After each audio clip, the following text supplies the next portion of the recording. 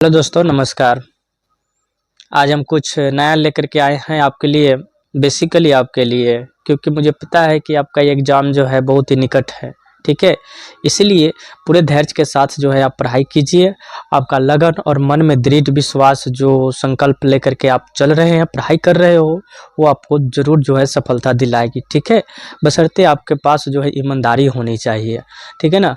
और मैं इतना जो मेहनत कर रहा हूँ सिर्फ जो है आपके लिए, इसीलिए मेरे वीडियो को शेयर, लाइक और कमेंट ज़रूर करें, ठीक है। चलिए आइए शुरू करते हैं। आज हम ऑब्जेक्टिव के कुछ प्रश्नों को सुनेंगे, ठीक है। और आप कलम कॉपी लेकर के बैठ जाइए, जिससे सुन करके आप जो है उस इम्पोर्टेंट क्वेश्चन को आप नोट कर ले, ताकि हो सकता है कि एग्ज़ाम में आ जाए, ठीक है ना। बशर्ते युद्ध में मैदान में उतरने से पहले तैयारी होनी चाहिए, ठीक है ना। चलिए शुरू करते हैं। तो आज का आपका जो है मुख्य चैप्टर है प्राकृतिक संसाधन। क्या है, ठीक है। कितने होते हैं? 5 होते हैं। जैसे पर्वत, पठार, मैदान, निम्न भूमि और घाटियां। भारत किस संसाधन में संपन्न है? भारत किस संसाधन में संपन्न है, ठीक है। इसे भूमि संसाधन कहेंगे, ठीक है ना। प्रश्न है कि भारत किस संसाधन में संपन्न है, इसे भूमि संसाधन कहेंगे। क्लियर?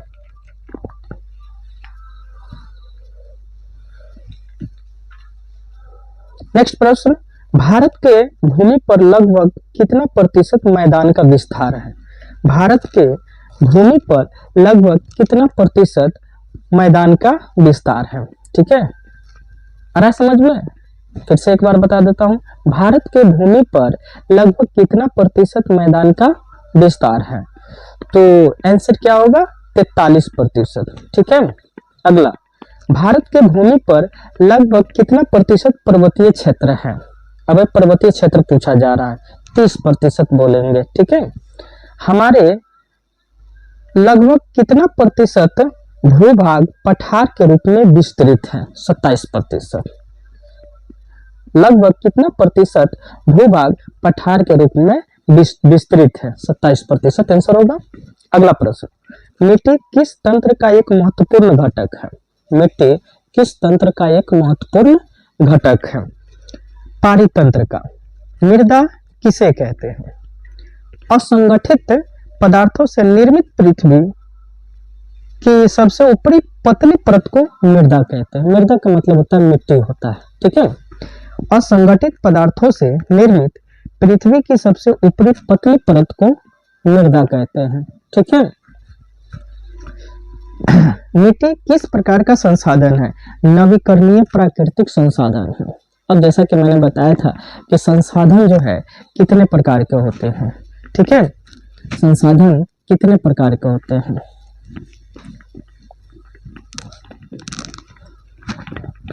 एक है प्राकृतिक संसाधन, ठीक है। दूसरा क्या होगा? मानवीय कृत संसाधन, यानी कि मानवीय कृत संसाधन, ठीक है। अब है इसमें आता है कि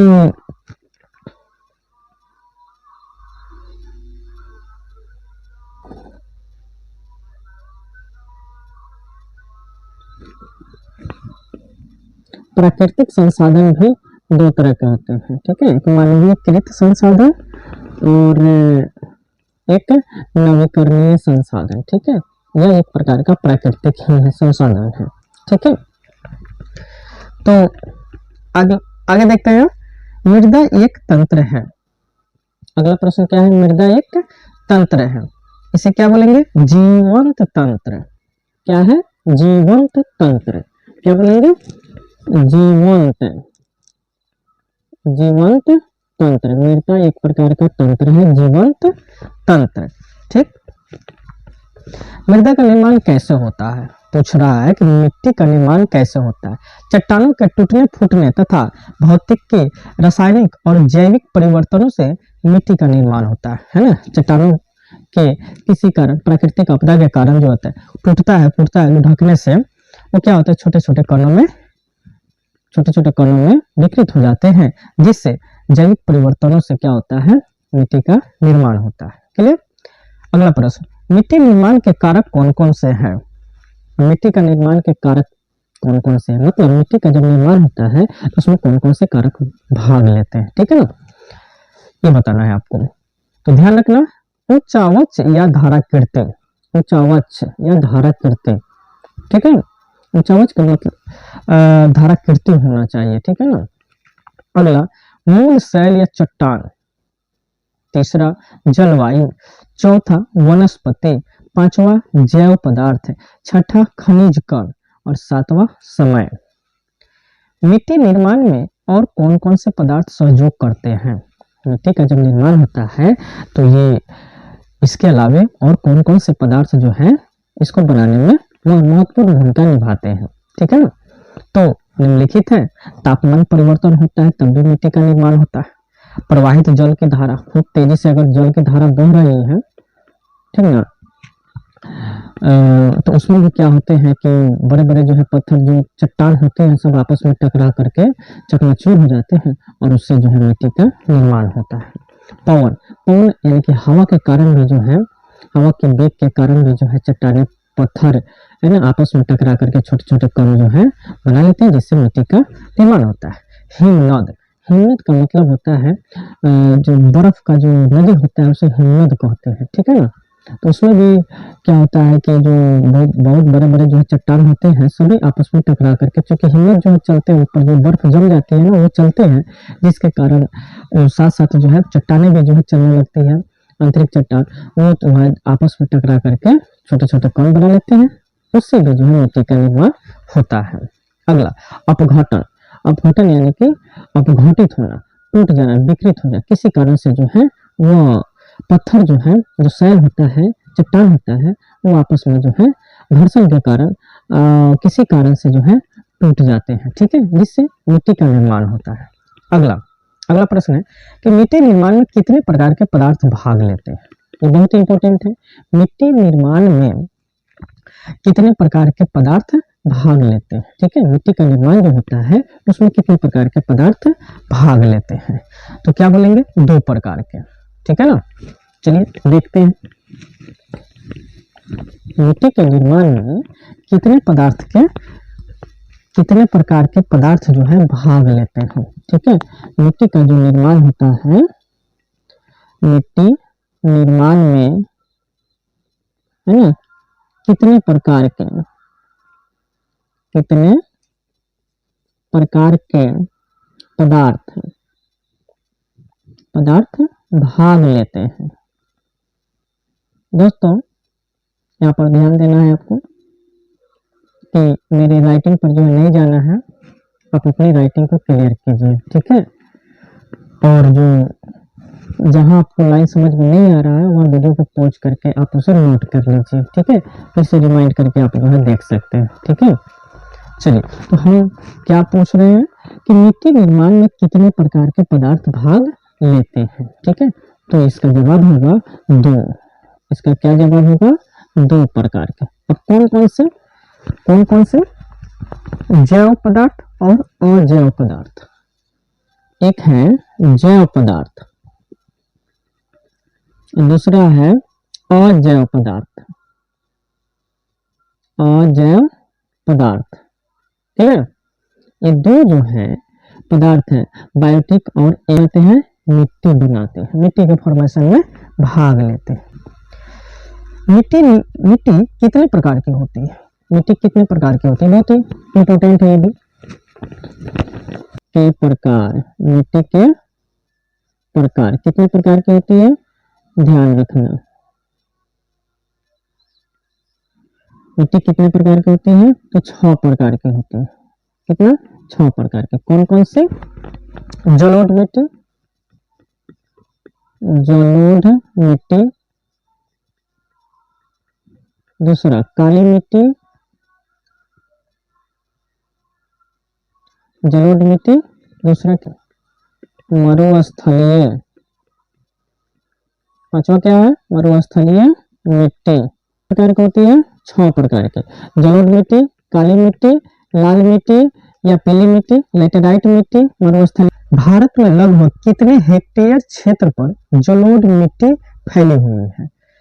कुल मिलाकर भारत में लगभग कितने हेक्टेयर क्षेत्र पर जलोढ़ मिट्टी फैली हुई है? ठीक है ना। तो आपका जवाब क्या होगा?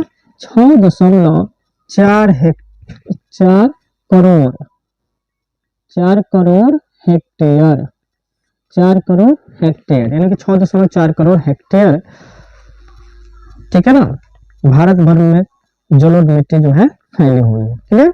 जलोढ़ मिट्टी का रंग कैसा होता है? बहुत ही यूनिक है ये भी। जलोढ़ मिट्टी का रंग, जलोढ़ मिट्टी का रंग, रंग कैसा होता है? ये भी यही है, ठीक है ना, इसे नोट कर लेना माइंड में। जलोढ़ मिट्टी का रंग कैसा होता है? ठीक है, कैसा होता है? ठीक है, जो है धुंधला सा, धुंधला सा लालिमा लिए हुए, यानी कि लाल भी रहता है और वो भूरा कलर का होता है। ठीक है, तो अक्सर ये रहता है भूरे रंग का ही होगा। ठीक है ना, ऑप्शन में ये रहेगा। जलोढ़ मिट्टी का रंग कैसा होता है? तो भूरे रंग का होता है। ठीक है, तो दो प्रकार के होते हैं। आयु के आधार पर जलोढ़ पुराना जलोढ़ मिट्टी, जलोढ़ मिट्टी। दूसरा क्या है? नवीन यानी कि नया जलोढ़ मिट्टी, जलोढ़ मिट्टी। क्लियर? अगर अधिक होती है, पुराने जलोढ़ मिट्टी में किसकी मात्रा अधिक होती है? नोट करो। ठीक है, आंसर है कंकर एवं बजरी की, कंकर, कंकर एवं बजरी, बजरी की, इसमें सबसे ज्यादा मात्रा होता है पुराना वाला में। ठीक है ना। किस मिट्टी को बांगर कहा जाता है? ठीक है, अगला 21 नंबर कहता है पुरानी जलोढ़ मिट्टी को बांगर भी कहते हैं। कोई दिक्कत? पुरानी जलोढ़ मिट्टी को बांगर कहा जाता है, नोट कर लेना। पुरानी जलोढ़ मिट्टी को क्या कहते हैं? बांगर कहते हैं। ये बेसिकली आपके लिए है, लेकिन ये नया नया क्वेश्चन जो है लेकर के आए। ठीक है, इससे अच्छी तरह से पढ़ना, क्योंकि मेहनत का फल जो है अच्छा ही मिलता है। ईमानदारी से पढ़ना, मैं हर बार कह रहा हूँ। ठीक है, लेकिन लाइक कर देना, शेयर भी कर देना, कमेंट जरूर करना। ठीक है ना, क्योंकि शिक्षा देने से शिक्षा बढ़ता है, घटता नहीं है, ये माइंड में रखना है। ठीक है, अगला, किस प्रकार की मिट्टी को खादर कहा जाता है? किस प्रकार की मिट्टी को खादर कहते हैं? तो जो नया जलोढ़ मिट्टी है उसे क्या बोलेंगे? खादर कहेंगे। ठीक है, पुरानी जलोढ़ मिट्टी को बांगर कहते हैं, नए जलोढ़ मिट्टी को खादर कहते हैं। क्लियर? खादर किसका मिश्रण होता है? बालू और मिट्टी का। खादर जो होता है इसमें आपको ज्यादा क्या मिलेगा? बालू और प्लस कंकर और बजरी मिलता है। ठीक है, धन्यवाद।